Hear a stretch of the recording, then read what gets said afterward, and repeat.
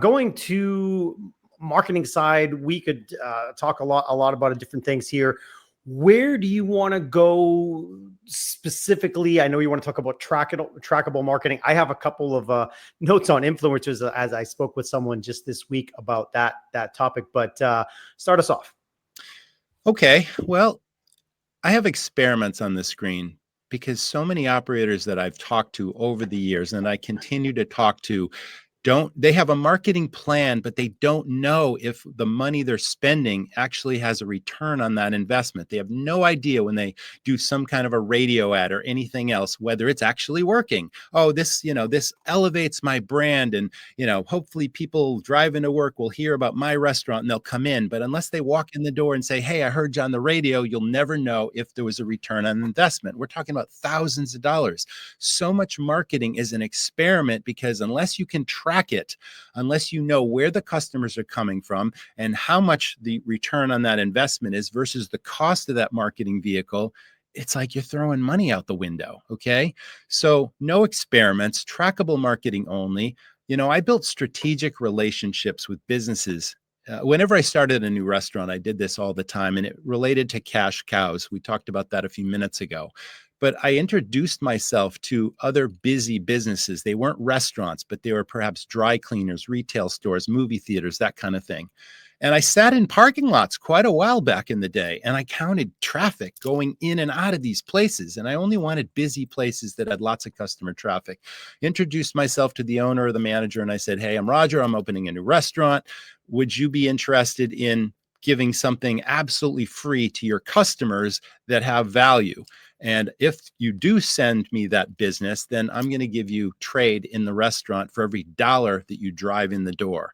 So I won't give away the details. It's all in the academy, but that was huge. Some of these strategic businesses sent me $12,000, $15,000 of new business that I would not have had because we were able to track how they sent those guests to us. And it was unbelievable. It was like such a huge thing. And then I'm going to talk about a way that we got those people back again. But wow, strategic relationships for me were the way to go. And it was a way to seed the audience when I opened a brand new place. Instead of waiting a couple of weeks for the thing to take off, it's like we had immediate business and it was significant and it was profitable. Influencers, right? Who's an influencer? These are cab drivers. These are Uber drivers. These are concierges in hotels and in bed and breakfast inn owners. It's any of this. And if there's any kind of an incentive that you can give those people to recommend you, then that's trackable marketing, and make sure that the incentive is trackable. So how do you track it? You could do this old school thing with a business card where an Uber driver, gives somebody a business card with his initials or his name on it, and it comes in the door and it gives somebody some sort of a deal. You get the idea. That worked for us pretty huge too. Yeah, I mean, we were checked in at a hotel a couple of weeks ago, and we got a it's somewhere around here actually. But anyway, we got a thing for the bar across the street that's usually has a cover charge and a free drink, and it's a nice, beautiful postcard. And at the bottom, on somewhere it had the check-in girl's name. So I don't know if they were actually tracking that she sent it and they were giving her anything on the backside, but it was that exact tactic was used. And, we went over and that is a great partnership. And what you just talked about is, it's a level of guerrilla marketing that some folks are just reluctant to do, feet on the street, knocking with neighbors. It is old school marketing 101, but it is such an effective tactic to be at business A, could be your dentist, could be anything. And then, getting an offer for another local business. Absolutely. It's just a fantastic way to spread the word. So the other side of influence is social media influencers. And a little bit off the trackable stuff because it gets into this ephemeral world of, where did folks come from? But I was speaking with a PR relationship person for the podcast this week, and we talked about having social media influencers come into the restaurant, do what they do, enjoy a meal, take photos, share into their network, and those opportunities really can spike business in a long way. These folks have Instagram, TikTok, have big audiences that you don't necessarily have yourself. And that can be as simple as a comp meal. And she said her strategy, particularly with her restaurants, is not to pay the influencers, which is another option, but just to offer a comp meal, etc., VIP service, things like that, and that can be a really low cost way to drive traffic to your restaurant. Have you seen folks use that well, Roger? That aspect? I do. You're covering some really solid bases here, but it also triggered a thought because your best customers, I like to call them guests, are perhaps your biggest influencers. Hmm. Because if Hmm. you're people that come in all the time, your VIP regulars, if they love your place, if they're raving fans about your place, think about how much marketing value those people have because they're telling people, they're spreading it on social media.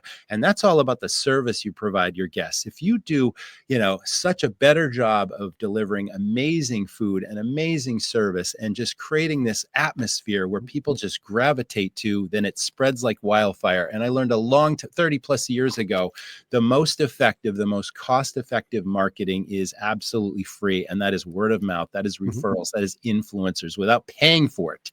And you can't have too much of that. So I guess the bottom line here is train your staff, deliver hospitality every single day, make Yeah. friends with your guests, and then, your fans will do the rest. And that certainly happened in all of my restaurants also. Yeah, that user generated content where folks are taking pictures and experiences and sharing it is one of the most valuable things you can do. So let's talk about boosting guest frequency, which is absolutely critical to the bottom line. We have a stat somewhere on an old article about the power of just one more visit a month or even a year to a customer that is part of your business. It can be a dramatic impact. So what are some techniques here?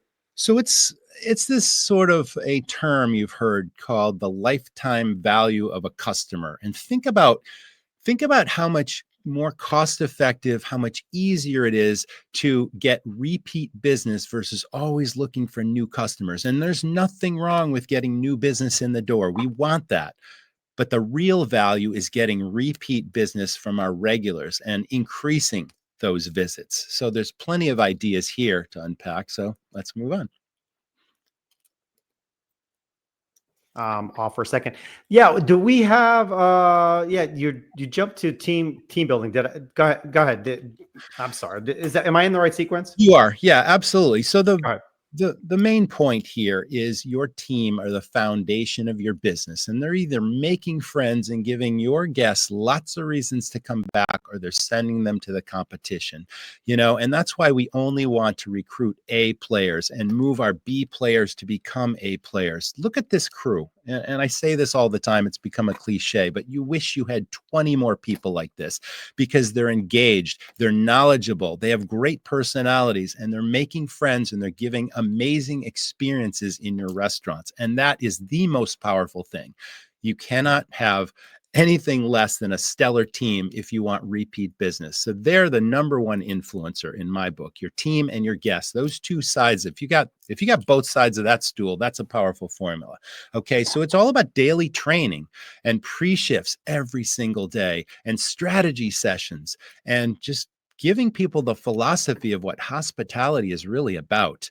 We talked about this all the time. Two different points I want to make. One, I learned a long time ago that hospitality is absent when something happens to your guest, but hospitality is present when something happens for the guest. And we talked about this all the time. We also talked about I'm a big believer that the restaurant business is show business. It's entertainment, and your people are not hosts and bussers and counter people and bartenders and servers. They are actors on stage, and they need to be trained to use their unique personality to deliver experiences as if they were an actor in a play, an actor in a movie. You get the idea. And I said this all the time, when the door opens for business, when it's service time, that door opens, it's like the curtain going up, it's showtime, and you're on stage and you dazzle those guests. You deliver amazing hospitality, amazing service, give them lots of reasons to come back. And it was teamwork. We avoided being in the weeds because we backed each other up. We had battle stations. Everyone had this overlap. They all had their lane, but we had overlap. Everyone was trained in hospitality. Everyone was trained in salesmanship. I had bussers that could literally notice a lady's glass of wine at the table that was empty. The server for that table's in the kitchen. The busser goes over and asks the lady if she'd like another glass of wine or even something else. That busser could go to the point of sale system, enter the order, go to the service bar, deliver the wine while the server's still in the kitchen. This was choreographed service. This is what I'm talking about. Your team build relationships. It's so powerful. Yeah. Thanks, Roger, for adding the passion piece there, because I completely echo your feeling. I'm just going to speak as a customer for a second. I do gravitate to those businesses and I repeat them where I get that feeling that you are describing in the restaurant. I prefer that. And I'm telling you, there's a lot of bland experiences over there. So if you deliver what Roger is talking about at your restaurant, you are going to automatically get more visitors to more repeat visitors to your restaurant. So talk about the Mug Club. This is a powerful way to obviously keep folks coming back. Yeah, this is another one of those influencer things because a mug club has so many benefits to it. Now, if you don't know what a mug club is, if you've ever been at a sports bar or if your place serves draft beer, if you have multiple taps, you can create an environment. You can create this club that is exclusive where people will join just because they're not drinking the standard 16-ounce glass pint like everybody else. They have this 20-ounce mug. There's value added in it. They're getting 4 extra ounces of beer. They get to decorate that mug. They can put stickers on it. They can take Sharpie markers. It's their mug. It stays on your premises. They don't take it home. But suddenly you offer this value added, this amazing service, and then these people invite all their friends to join, and it just grows and grows and grows. So I started this. I shouldn't say I started it. I empowered. We're going to talk about empowerment coming up, but I had a bar leader. I don't like the word manager. I only use leader, but I had a true leader and he ran my bar. And I just said to him one day, a long time ago, I want to start a mug club. Go do it. And I empowered. I didn't tell him how to do it. I just said, go figure it out. Go start a mug club for us.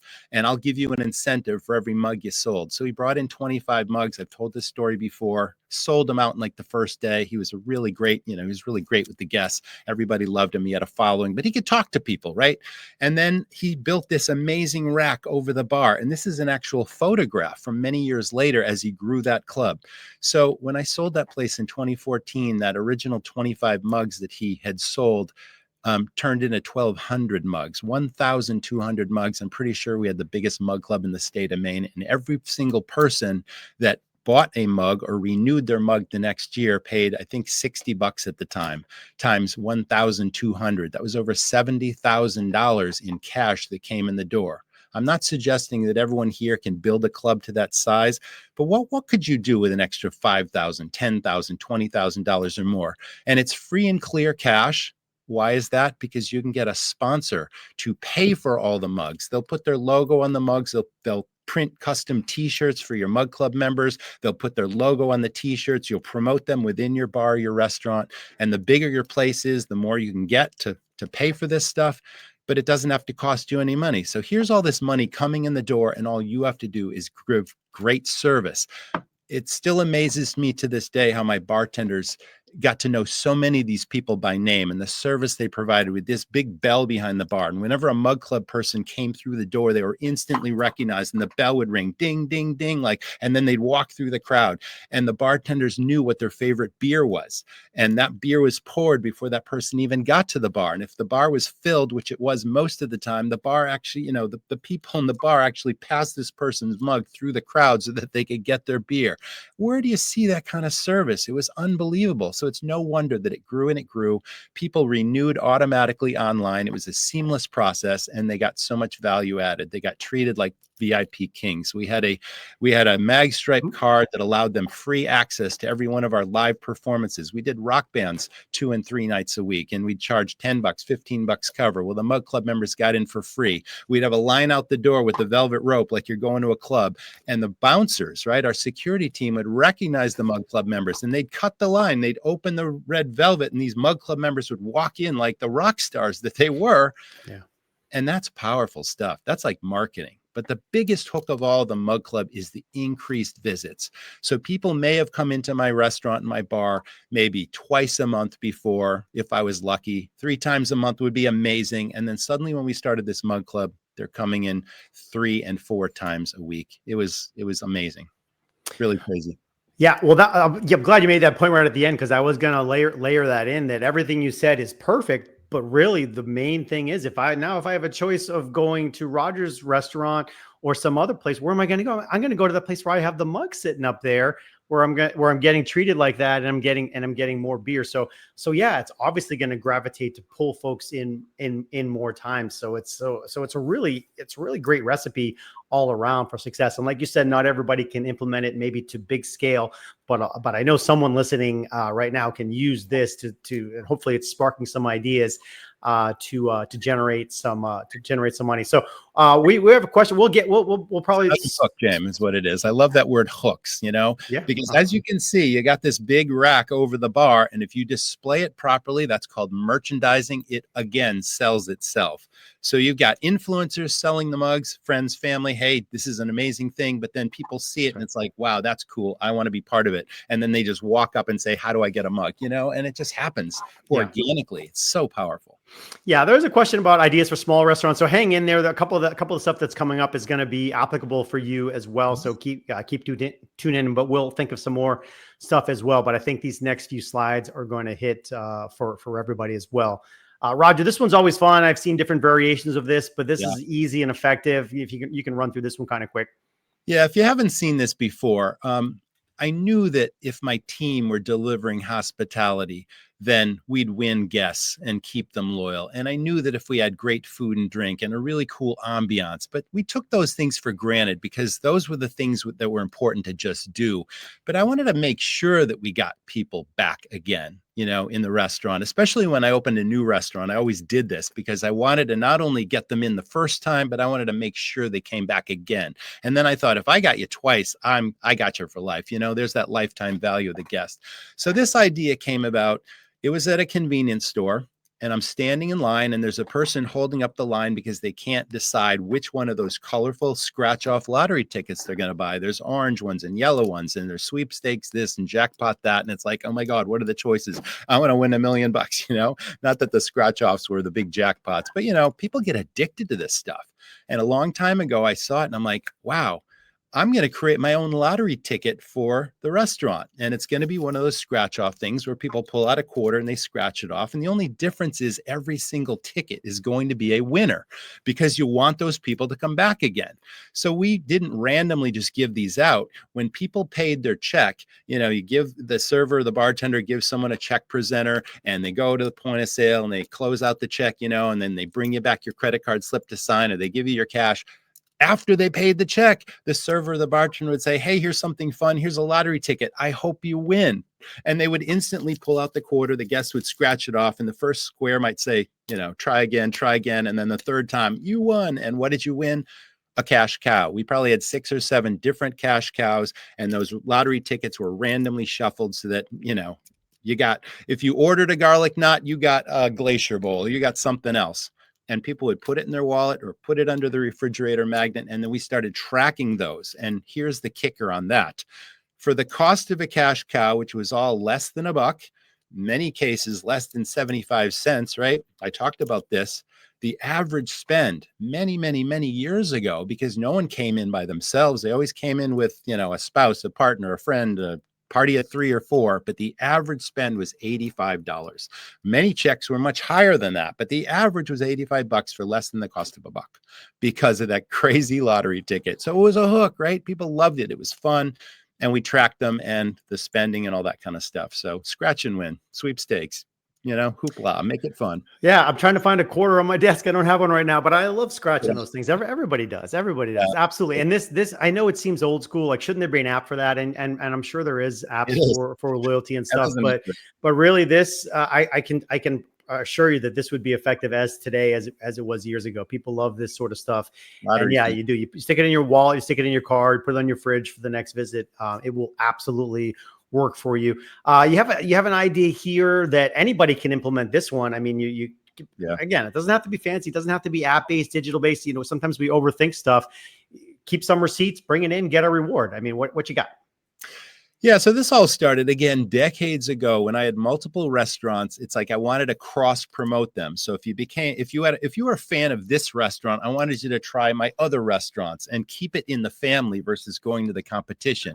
So I came up with this passport idea, and it works with one restaurant, but it really worked if you had multiple ones also. And that's why I called it a passport, because you're literally visiting other restaurants or countries. And that's where the word passport comes in. So yes, if you went to any of my restaurants within a month and you saved the receipts, the guest checks or whatever, and you had dinner and whatever, and if you came back in, I gave you a gift card for another visit if you showed me those 3 receipts, and dinner and drinks and all that kind of stuff. So you couldn't have 3 appetizer receipts and say, hey, I came in 3 times. We made the rules pretty clear. But again, the spending was high and we gave people gift cards. And think about it. You give somebody a $50 gift card, it's got high perceived value. People think, oh, it's $50 in my restaurant. And yes, it's $50 off the check, but it's not $50 out of your pocket. It's literally your food costs. So if you give somebody a gift card for $50 and your food cost is 32%, it literally costs you $16 to get a couple $100 check if many people come in, or at least, $100. 2 people dining out with drinks tonight, $100 in most restaurants is like the common it's normal. Yes, So it is very, yeah, it's very common. We go out to dinner now, and with inflation, I get the bill and I'm like, oh, wow, $100. and so, yeah, stuff adds up quickly. In the chat, Renee says she's used, or they say they've used scratch off tickets and they're great. Yeah. So good to hear that they are. I mean, it's super effective. I'm glad so, go ahead, Raj. No, I'm glad Renee's, finding great effect with that sort of scratch idea. Yeah, I mean, it's fun, yeah, it's one of those things that is applicable across the board. That's the whole point. I guess the whole point is I was always a big believer in standing apart from the competition. What can we do that they're not doing? How can we call attention to ourselves? Because every time you walk in the door, something new is happening. We didn't stay the same. We were always coming up with new ideas. I encouraged my team to come up with great ideas. I incentivized them for that. And ideas can come from anywhere. It can come from a line cook, a dishwasher, a bartender, server. It doesn't matter. It's not just you, the owner, that's got to come up with all this stuff. But I guess the difference is do you encourage people's ideas in your restaurant, or do you just pay them to do a job? I never did. I always gave people a voice, and it paid dividends huge in all my restaurants. Yeah, we're going to talk about some other ways to drive folks back into the restaurant with live entertainment, and we'll talk about kids in a second here too. But there's a restaurant here where I am that is scheduling a very aggressive entertainment schedule. Yeah. I think, I don't know, have it in front of me or anything, but Tuesday, Wednesday, Thursday, this hour, that hour, live music, and they have the performers and they have it on the website. And for folks that are looking for a place to go, if you can go to place A that's doing that, or place B that's doing nothing, what are you going to choose? I see the trivia nights, the karaoke nights. Mm-hmm. How have you used it? How have you seen folks use this to their benefit? Well, let's go back to the slower nights, okay? Because a lot of restaurants are not busy 7 days a week. And I've made a point of saying you really need to know what your daily break even is on any given day. And if you've got a day like a Monday, perhaps, and your daily break even shows that you're supposed to, break even at $1,000, you're not making money, you're not losing money, but it costs you $1,000 just to open the doors and turn the electricity on and have food in the walk-in and staff ready to serve, whether you serve 100 people or 1,000 people or 10 people. That's a daily break even. So it's really important to know what that is. And on a Monday, consistently, if your sales aren't at least hitting $1,000, you're going to lose a lot less money by closing that day and giving your team a day off than by staying open. But the kicker is, that's a prime opportunity to come up with some kind of a special promotional night, whether it's karaoke or trivia or acoustic music. It's a draw, and it brings people out, and people want to go where they're going to have a good time, because again, it's entertainment, it's show business. So we did the acoustic guitar players, and you pay them a couple $100 and they come in and they play all the songs that you love to hear, and people sing along and all that kind of stuff. My family, or I should say my wife and I and our friends, we go to trivia to 3 different places pretty regularly because it's just fun. And we win sometimes because we're pretty smart and we usually get a lot of the questions, but you get the idea. It's a draw. So what can you do on a slower night to drive new business and to give your team an opportunity to make money and for everyone just to have more fun? You got to think about it. And there's lots of ideas, but you can see lots of restaurants doing all these things. Yeah, you got to be active. All right. So that's good, Raj. I didn't know you went out to trivia night. We do it quite a bit. Fun stuff. All right, we've talked about this before. In fact, I think we maybe did a whole segment on this, but just touch on kids. You know, my kids are getting older, yours are as well. But for folks, when the kids are in that younger set from 5 to 12, man, do they control the decision on where you dine a lot of times? And so it's powerful to have some aspects for the kids in the menu and built into the restaurant. And I know you did a lot of focus on this regard. Yeah, we kind of went over the top with that because we recognize the fact that, like you said, kids often decide and they want to go to the fun places, and the kids are influencers to the parents. Oh Where are yeah. you going to go? Oh So yeah. if you've got a family friendly place, then you definitely want to be, having kids say, hey, that's the fun place. We want to go there. But there's so many things that you can do. And it comes down to, I guess, the middle of, the little illustration in the middle is one of those crane games with the stuffed animals in it. And you wouldn't believe how much money kids will pour into those machines just to get a stuffed animal.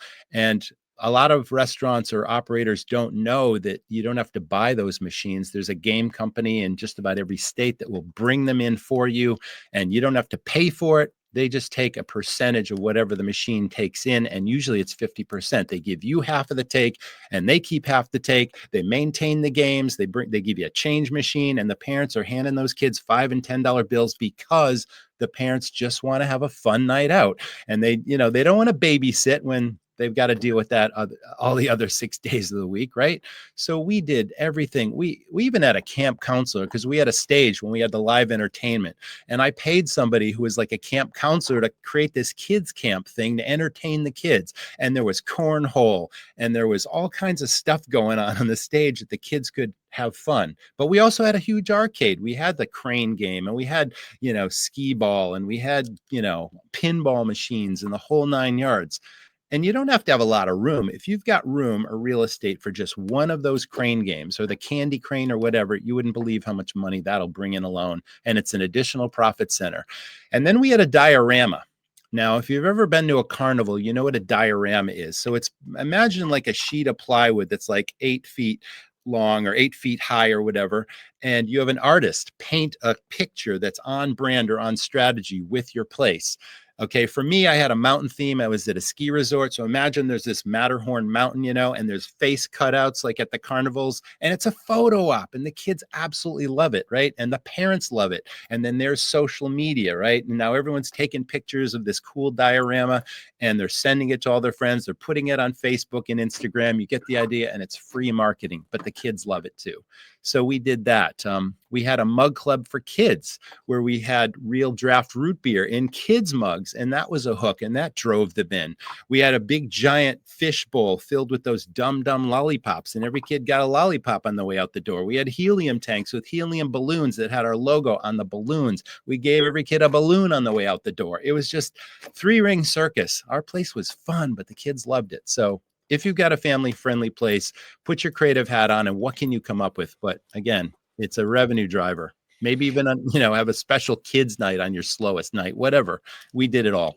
Yeah. Don't overlook what Roger just went through. And you just did a litany of ideas. If you were taking notes, you could have written down 3, 4, 5, 6 ideas that you could easily implement at your restaurant. And the kids do like all that stuff, the balloons, music, activities, games. My kid happens to be the best crane machine operator in the planet, according to her. So Every time. every time she sees one, Yeah. I lose $5. Nice. For sure. So I know that works, and it's a big deal. So these are ideas that you can use in your restaurant for sure.